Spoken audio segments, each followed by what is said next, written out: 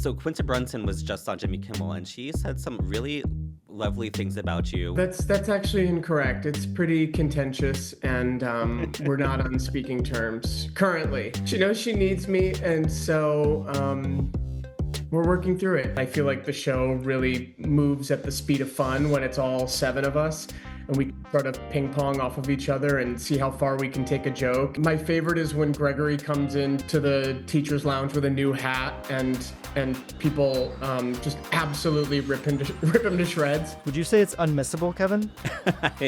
I would say definitively in this very first episode, the unmissable thing of the week is... Hello, I'm Kevin Fallon, and this is the first episode of Obsessed the Podcast. Yay! You can't see this, but there's a standing ovation, people are crying, it's a whole thing. We're very excited. Like I said, I'm Kevin. I'm editor-at-large at the Daily Beast Obsessed. I am, as people in marketing have enthusiastically told me, the Beast's couch potato in chief. Basically, I spend a lot of time watching and writing about TV, movies, and the celebrities that make them. And now, finally, I get to talk about them with you. So, what is the Obsessed Podcast? Well, we looked at the media landscape and thought, you know what is really missing? A podcast where a gay man talks about pop culture. I'm kidding, obviously, but on this podcast, me, my brilliant colleague, Obsessed editorial director Matt Wolstein, and a host of fabulous Beast critics will tell you the unmissable TV show or movie that you need to see. Like this week's pick, Marty Supreme. So stay tuned for our thoughts on that. We're also going to be interviewing the celebrities from all of the shows and movies you love. Get ready to hear my really fun talk with the stealth MVP of Abbott Elementary, Chris Perfetti, who plays the hilarious teacher Jacob Hill. He's a character behind all of my favorite memes from that show, so it was a blast to chat with him. So, like I've said, I have spent a long time covering all this wonderful, glorious, gossipy nonsense for the Daily Beast. And what I've learned is that this stuff, to quote Miranda Priestley, these things that we're watching and consuming and talking to our friends and family about are so deeply personal. I am, for example, the absolutely insane person I am today because my mom let me stay up late to watch Will and Grace in the West Wing. Because my dad insisted I sit down with him and watch Young Frankenstein. Because my grandmothers were the first people who showed me Sister Act and the Golden Girls. And I'm forever grateful. We want you to listen to this podcast and read my Substack. Oh yes, I have a Substack now too. And feel like you're at brunch with your friends, joking and gossiping about what you watched last night. This is for people who have group texts that light up on Sunday nights when the White Lotus is on, and those two hot brothers are maybe gonna bang. This is for people who use Real Housewives quotes in regular conversation. Are you also in a fictional marriage with Jonathan Bailey? You can join me here.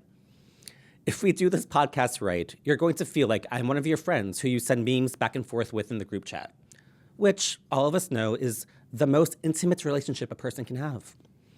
If you have heated rivalry memes, please send them to me. I can't wait for you to hear my interview with Chris Perfetti, the Abbott Elementary superstar. And right now, Matt and I are going to chat because it's high time we talked about Timothée Chalamet playing ping pong. Matt, hello. How are you? Hey, Kevin. How's it going? I'm doing great. It's our first episode. How are you feeling? I'm feeling pretty good. This is exciting. I'm glad that we're finally doing this. Yeah, it's really fun. So to let everyone know, you're in the Bay Area, right? You're on the West Coast. Yes, I'm on the West Coast, the chilly Bay Area, which just has been raining for weeks and is really fantastic.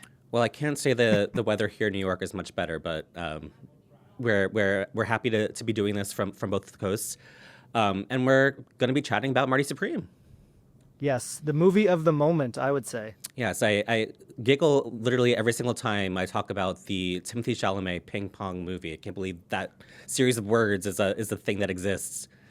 Yeah, it's much more than that though, right? It's like ping pong is sort of it's the frame of the movie, but it's not. It's about so much more than that. Did you enjoy this movie, Kevin?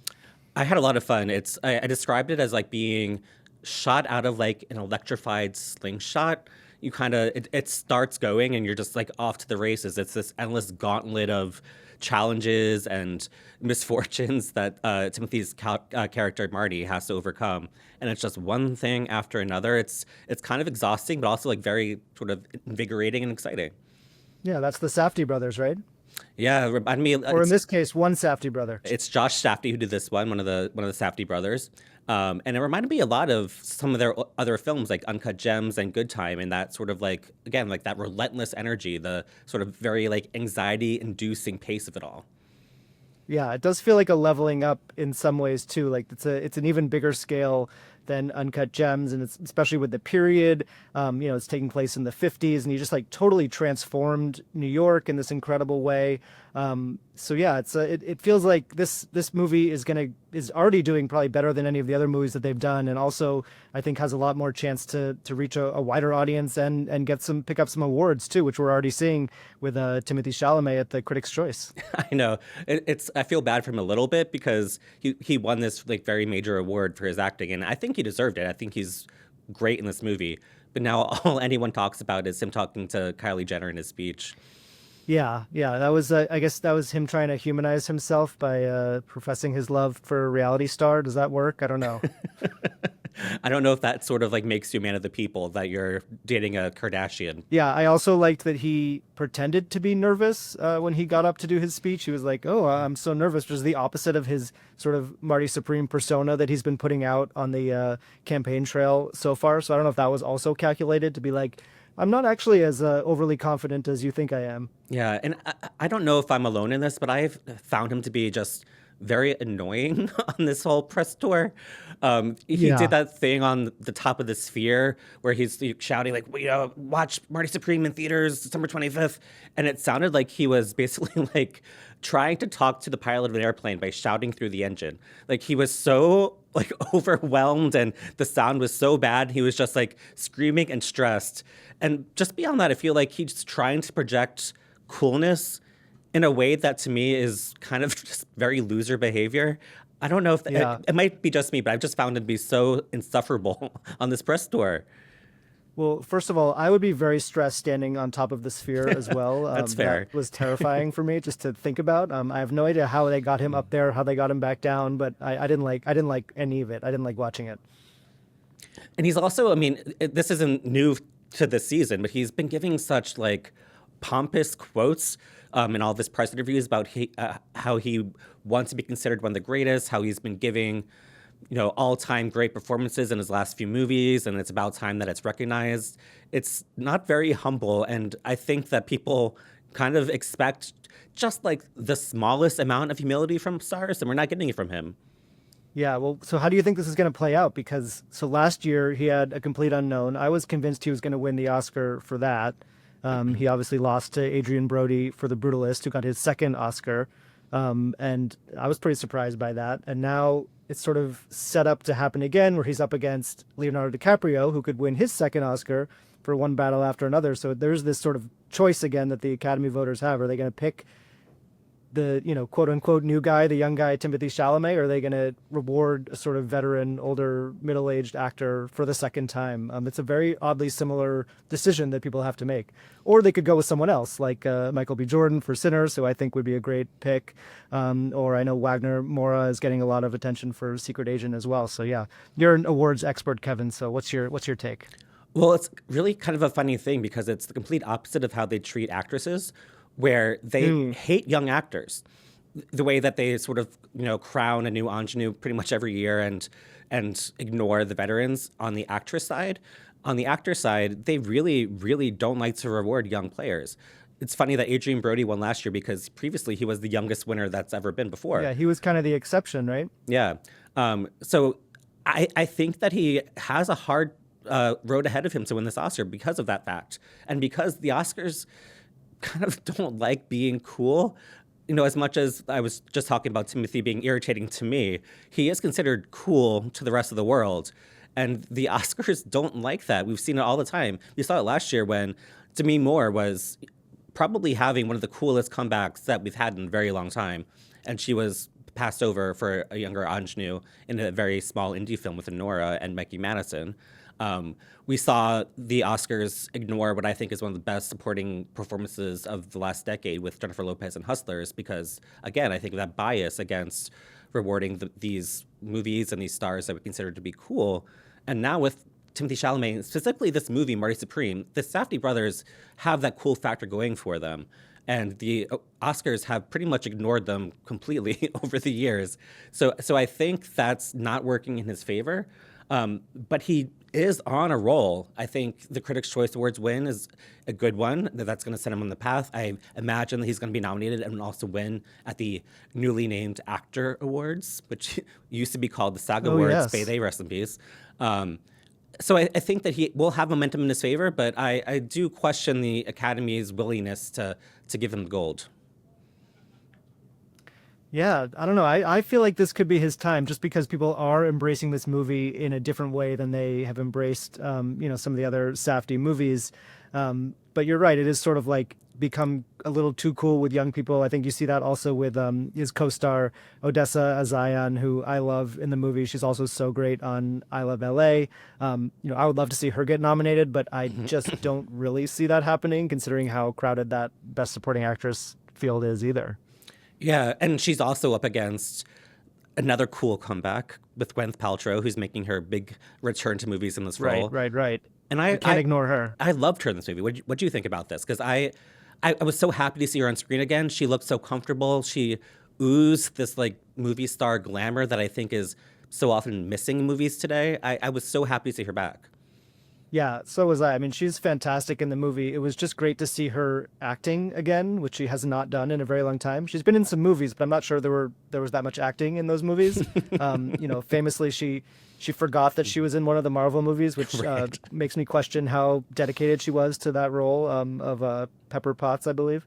But yeah, she really did step up in this movie, and you can tell just from the press tour that she's been on. I was just listening to her on Amy Poehler's podcast, talking about how she did really feel something different in this role, and also this weird way that the role that she plays in this movie of a sort of aging ex-movie star coming back to the stage, that it mirrored her experience of coming back to acting in Marty Supreme, and that she was sort of invigorated by it. So I really hope that we start seeing more from her, more than Goop and more than Marvel movies, and just see her come back to the fold and be the great actress that she really has always been, but was not really showing it off in the last decade or so. Yeah, it's the best performance that she's given since being on the witness stand during her ski trial. Oh, yes. Which I will Remember cherish that? forever. Those were the days, right? Yeah. So a little peek behind the sort of industry curtain. When we get to see these movies in advance, we go to press screenings of these films before they come out. And after each one, we get emails from publicists asking us what we think. And I almost always ignore them, frankly. So do I. In my opinion, it's like none of your business what I think until I write about it. But after this one, I did write back. I said, love the movie. How dare they waste Fran Drescher and Sandra Bernhard in this way? You have the nanny in this movie, and she's in like 2 scenes. She's excellent in those 2 scenes, but it's such a waste. And same with Sandra Bernhard. I think she has 1 line. How do you cast Sandra Bernhard in this movie and give her 1 line? Yeah, it is criminal. I mean, the cast of this movie is insane, and maybe that's where it's going to win the Oscar. It could be is this new casting award, because I think they did an incredible job of finding all these people. Also, Penn Jillette, and there's so many people in this movie that sort of come out of nowhere. But you're right. You can't just cast them. You also have to give them something to do, which the movie doesn't always do. But so yes, I agree with you. But it is an insane cast in this movie for sure. I do love the idea of this movie winning an Oscar because it has a scene in it where Shark Tank's Mr. Wonderful, Kevin O'Leary, yes, spanks Timothée Chalamet's bare bottom with a ping pong paddle. The fact that those are words that exist in that series of sequence is insane to me in the first place. That scene is so good. That Kevin O'Leary, again from Shark Tank, is as good as he is in this movie is crazy. It's I think the scene from the film that everyone is going to be talking about. Yes, absolutely. He is not an actor, but he fooled me in this one, and he also doesn't seem like a very good guy, but that kind of works for the character. And Yeah, I don't think he'll be getting any awards love just because people don't seem to like him very much. But he deserves his flowers too. He's been very funny in interviews about the movie where he talked about that spanking scene and how Timothy Chalamet insisted on doing it himself and not using the apparently readily available butt double because he didn't want to. I think the quote was another ass to be immortalized, which I think is hilarious. He also talked very candidly about how much he hated the ending of this movie, which it's not really a spoiler to say that it ends on a kind of uplifting, earnest, almost, dare I say, sappy note. And beyond Kevin O'Leary, there are a lot of people who are not fans of the way it ends. What do you think? I found the end of the movie very moving and unexpected because of how insane and tense and violent and everything it is. It ends on this very sweet note that I have to admit, as a father myself, hit me pretty hard. So yeah, I think that is also the kind of thing that lifts the movie up out of this darkness, and it's a very different ending, let's say, from Uncut Gems. So I think in that sense, it leaves you walking out of the theater with that needle drop song of Tears for Fears and everything that's happening on screen. It's a very impactful moment that I think makes you feel good leaving the theater, which is not something you could say for, I don't think, any other Safdie movie. So that's the one thing too that could bring it over the top in terms of awards, and it's clearly working at the box office as well. Well, I think as the cynical single curmudgeon in New York, I wasn't as high on that ending as you were. I think mostly because I didn't realize until that ending that, we were supposed to be rooting for him this entire time. He's kind of a jackass, Marty. This is the other funny thing. You see this title, Marty Supreme, you assume this character's name is Marty Supreme, but Supreme is his last name. It's not. It's something completely different, which I don't even remember because it was so just like benign. But yeah, like I said, when I watched that ending, it's the first time I realized, oh wait, I was supposed to be rooting for him to succeed this whole time. When up until that point, we're just kind of like, oh, you kind of suck. Yeah, I guess that it goes to the your mileage may vary with Timothy Chalamet. So if you're on his side, if you're charmed by him, then you're pleased with the ending, and maybe if you're annoyed by him, then you find it a little harder to take. I guess ultimately, I was charmed. Oh, good. Well, it's working. It's been a huge box office player. It's the movie that when I'm just like out in the world, my friends and my family are asking me about. It's hitting in a way that a film from the Safdie brothers, a film from A24 really hasn't in a while. And I think regardless of how I feel about the ending, that's pretty exciting. Would you say it's unmissable, Kevin? I would say definitively in this very first episode, the unmissable thing of the week is Marty Supreme. All right. Thanks, Matt. This is really fun. I'm really glad that we got to chat, and I'm so excited for everything that's to come with this podcast. Yeah, we have a lot of exciting interviews coming up. We're both going to be interviewing some really fun people. So yeah, I hope everyone stays tuned. Awesome. Well, take care and stay dry out there in California. I will try. Thanks, Matt. I can't wait for everyone to watch Marty Supreme. And now you're going to see my chat with Chris Perfetti, the star of Abbott Elementary. When we chatted, it was right before the Critics' Choice Awards, which just happened. It was his very first major award recognition for his role on Abbott, and we chatted everything behind the scenes, what he's obsessed with, and more. First of all, congratulations on your Critics' Choice nomination. Thanks, man. Thank you. And just so you know, I am a Critics' Choice voter, so any bribes I hope this goes compliments. Well. Are you a person who ever practices your speech? I don't act, but I have a full Best Actor speech ready that I've written in Google Docs. It makes myself cry when I read it. Have you persons ever thought about that? I mean, I don't think there's an actor on the planet who hasn't thought about it. I do go through, there is like an annual sort of YouTube purge of, my favorite ones. They usually happen at the Tony Awards, but yeah, I think that's such a classic thing. I feel like all gay men have their YouTube rabbit hole of award speeches. It's such a singular moment, and the pressure is on, and it's this like flood of emotions. It's like watching a documentary. It's like watching stand-up comedy. It's like a real opportunity to see somebody either nail it or absolutely shirked it. But Exactly. yeah. And I love those award shows too because especially the Critics' Choice Awards and the Golden Globes, it's such a weird, cool mix of people. Like Oh my God, it's so you much go into fun. you're like going to the bathroom, you run into Nicole Kidman. I was at the Critics' Choice Awards once, and Jonathan Bailey and Matt Bomer ran directly into me, and I've still never washed that suit jacket. Yeah. Do you have any like memorable run-ins like that that you can recall from your time with these shows?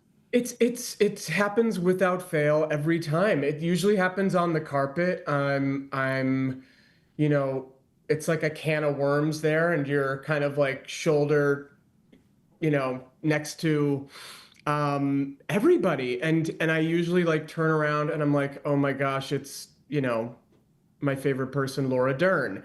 And she's talking to Quinta and they're talking about how much they like the show.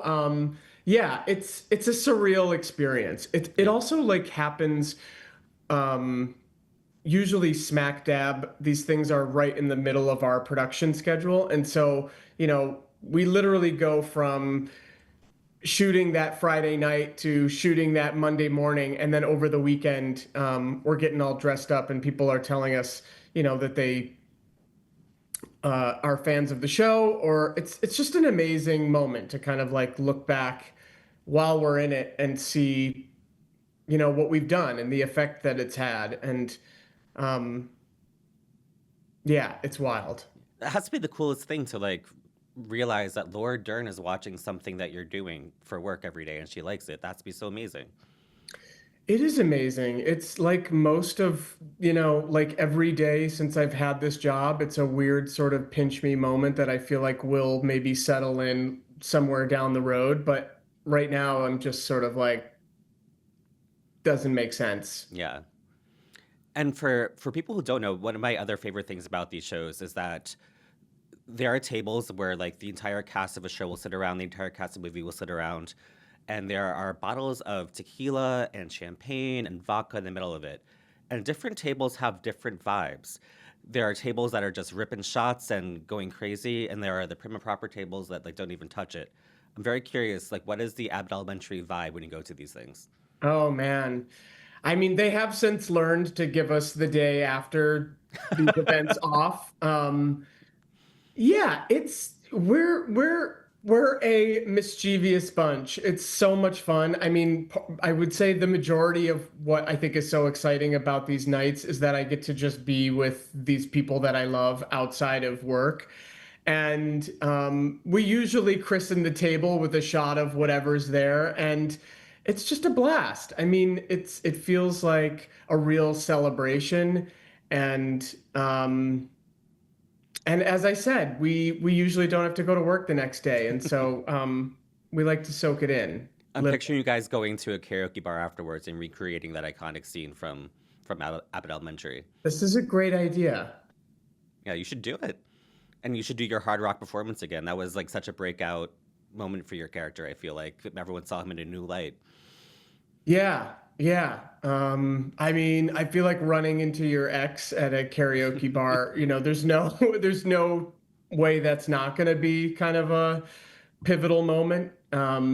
Yeah, I love that episode so much. I always love when the show leaves the school. I feel like we get to see the teachers in a new light. I feel like it really kind of paints them into corners and makes them squirm in a way that we haven't seen. Um, it's also just so weird to see people in a different context. I remember running into teachers, outside Hmm. of school, and it's just the possibilities are endless there. So I love that episode. I love every episode for Jacob, but like I said, I feel like that one was we got to learn a lot about him. So as an actor, that's fun. Yeah, I love that you said that there was nothing more horrifying growing up than when you're at Kmart and your math teacher was in the aisle with you and you had to like, for some reason, like human interaction, like Yeah, for a normal human, like you can't summon it anymore. It's like so weird to see that person out of context. yeah. It was so strange. So Quinta Brunson was just on Jimmy Kimmel, and she said some really lovely things about you, which you very funnily posted on your Instagram as "Don't believe her, I'm a menace." But seems like you guys have like a really great relationship. Can you tell me a little bit about like the foundation of your friendship and how it's blossomed over the years of working on the show together? Yeah, no, that's actually incorrect. It's pretty contentious, and we're not on speaking terms currently. Yeah. But Yeah, the TMZ is now going to run a big piece about the feud. yeah, she knows she needs me, and so we're working through it. What can I say? To know Quinta Brunson is to love her. She's such an unbelievably talented person, and it makes truly no sense that she would be as generous and kind as she is on top of that. I love her so much. She's become a great friend, and I can't believe she said all that dumb stuff about me on Kimmel. And yeah, I'm so excited for people to see what she has cooked up this season. I mean, especially where we're about to go, particularly as it relates to Jacob. I think she's just it's mind-blowing that she still has better and better ideas, I feel like, every season. And yeah, I think she's incredible. I'm so excited to be on the planet at the same time that, she is. Is there something about her that you think would surprise people who don't get to spend 18 hours a day on a set with her? Like something that like would be fun for us to know about her. Now you're really trying to challenge my relationship with her. This could end it all. Now you can actually be a menace. What what should I say about her? Um, um, Gosh, I mean, I think because she's so ridiculously funny and talented and gorgeous and kind, people probably assume that she's like the utmost professional. But I think people would be shocked to learn that she is actually the one breaking the most on set. And it's not a lot. I feel like none of us, we're all, consummate professionals. As hard as it is to not laugh at times because I'm surrounded by very funny people, we do sometimes, and it's her the most, definitely, because um, I think because she's honestly got her mind in, 3 to 4 different episodes at the same time, that she genuinely forgets about some of the jokes that we're shooting on the day. And so, and if she laughs, I laugh. And so, I guess there's worse problems to have, but Yeah. that we're laughing too much on set. But yeah, Quinta Brunson can't keep it together. I mean, speaking of great jokes, there are certain scenes from comedy series that whenever they come across my timeline, I have to watch them and I laugh reliably every time, even though I've seen them a million times each. It's like Same. Reno 911 when Wendy McClendon Covey does the sobriety test with somebody, and she's like, kickball change, and it Barrel turns into a whole roll. dance. Parks and Rec, when the whole cast is trying to get across the ice rink while Get On Your Feet is playing and they all start falling. But a new one in this canon for me is Jacob getting the note from a student's parents being that says, "I'm not the one or the Mm. two, so please don't send my child home before 3." And then you say, "Is this a riddle?" It's one of the funniest, but like most random moments. I'm curious if you have scenes like that you also love that much. Oh, geez.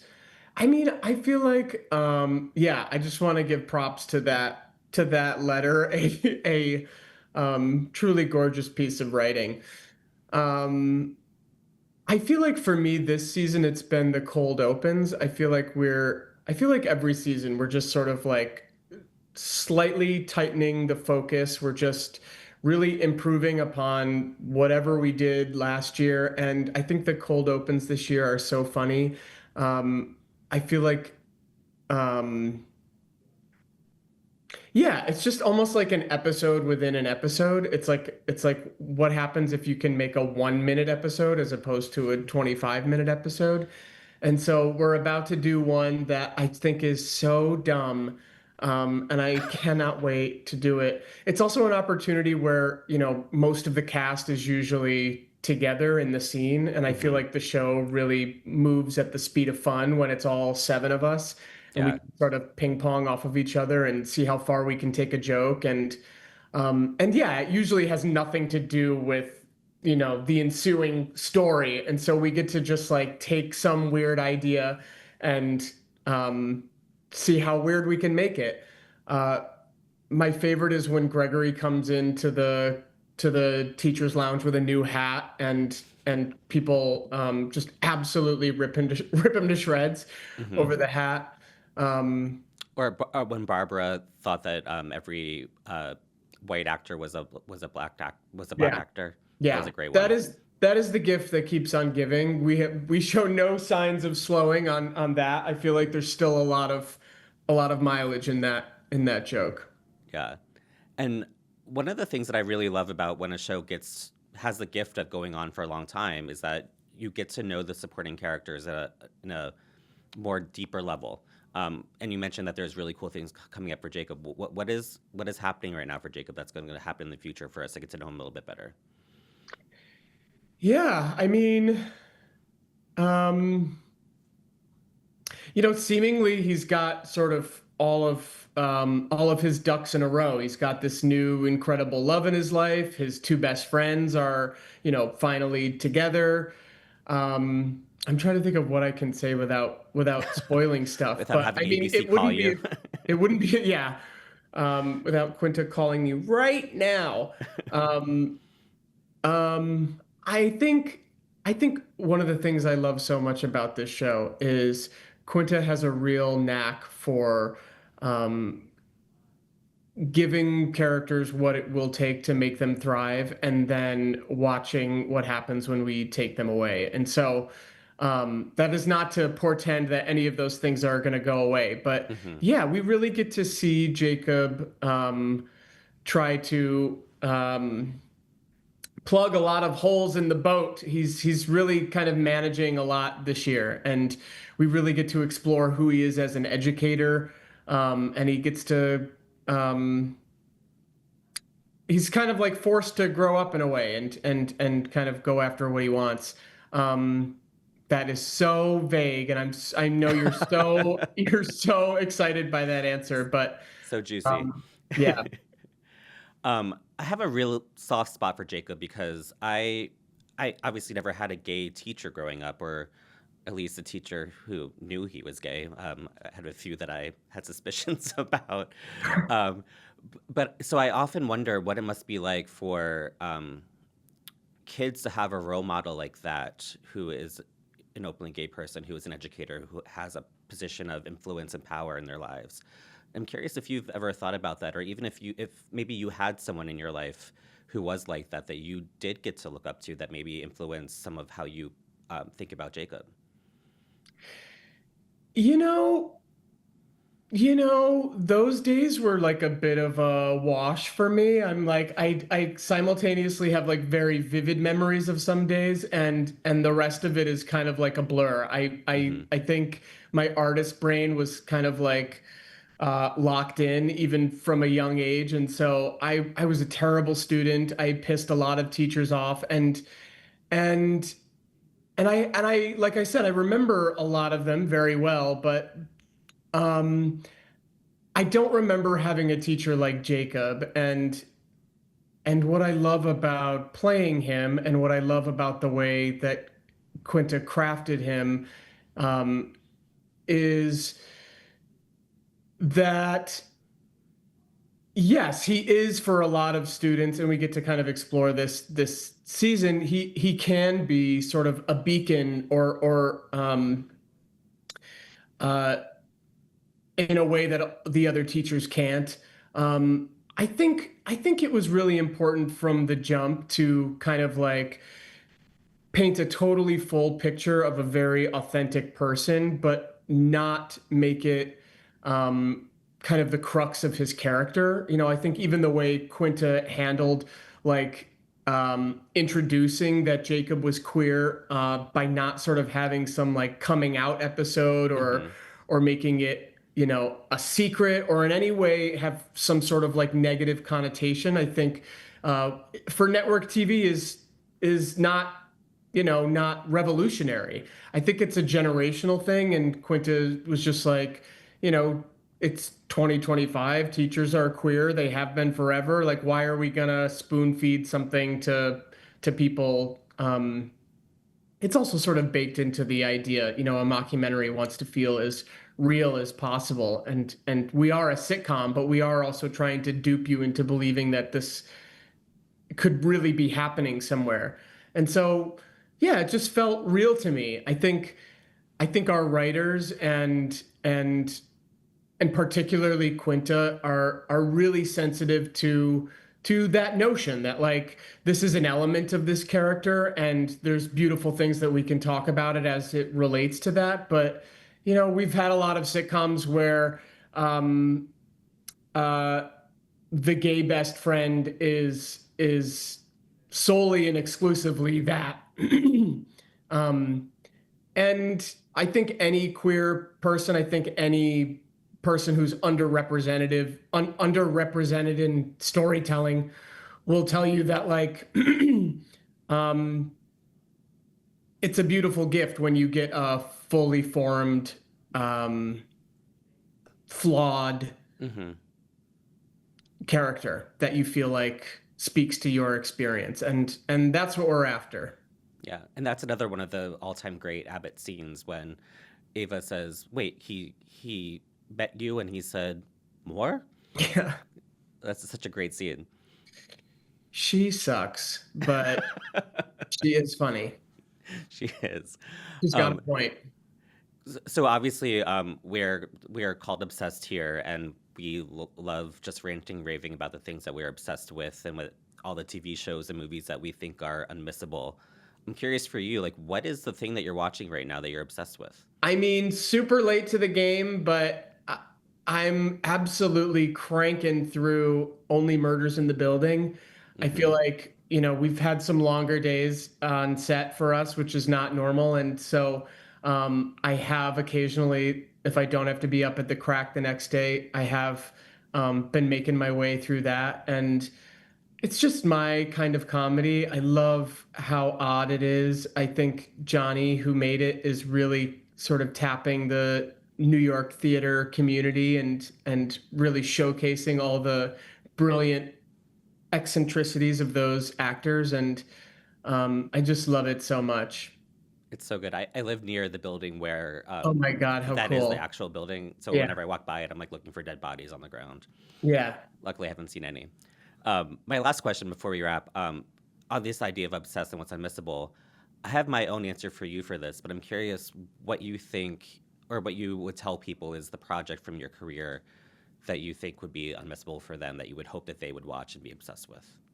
Oh, none of it. None of it. It's all really, really bad. I mean, the stuff that has been captured on TV and film keeps me up at night. So, Well, let me if offer you to want to, you this. if you want to see me go to the Lincoln Center Library and watch me in a play on Broadway from at least within the last 10 years, don't watch anything earlier than that. Okay. I was going to offer up The Surrogate. Oh my gosh, great time. Yeah. Um, again, like a story that doesn't usually get told. Such a gorgeous filmmaker. Yeah, had a great time. People can also check out Twinless, which if you blink, you'll miss me. I am in Twinless, which I think is such a phenomenal film. I I love think that movie James so Sweeney. much. Yeah, So I much. really It's so hope. good. I'm so excited to see what he does next. I think he's so talented, and um, And you're in the like the big scene of the movie where it all flips on its head. yeah, it's such a great idea. I think the way that he shot it as well to sort of I'm trying to not give that away as well. To sort of be like before this moment and after this moment, just visually is so exciting to me. Um, yeah, it's a wild time. Go see it in a theater if you can. Yes, please save the theaters. But Chris, I'm such a huge fan of yours, and Oh, thanks, I'm such a Kevin. big fan Back of at Abbott you. Elementary. So thanks so much for chatting with me. I really, really appreciate it. Yeah, thank you. This has been so much fun. Thank you to Chris Perfetti for taking us behind the scenes of one of my favorite shows. Thank you to Matt Wilstein for chatting with me about the sexiest movie about table tennis there has ever been, Marty Supreme. Make sure to follow us on YouTube at The Obsessed Channel and wherever you listen to your podcasts. Have you seen Marty Supreme? Do you think Timmy should win his first Oscar? Leave a comment and tell us what you think. We'll read out the most fun reactions in our next show. And if you're in the mood for more of my deranged musings about entertainment, subscribe to my Substack at obsessed.substack.com. A big, huge thanks to the producers of this episode, Devin Rogerino and Ryan Murray. That's it for now. I'll see you next time.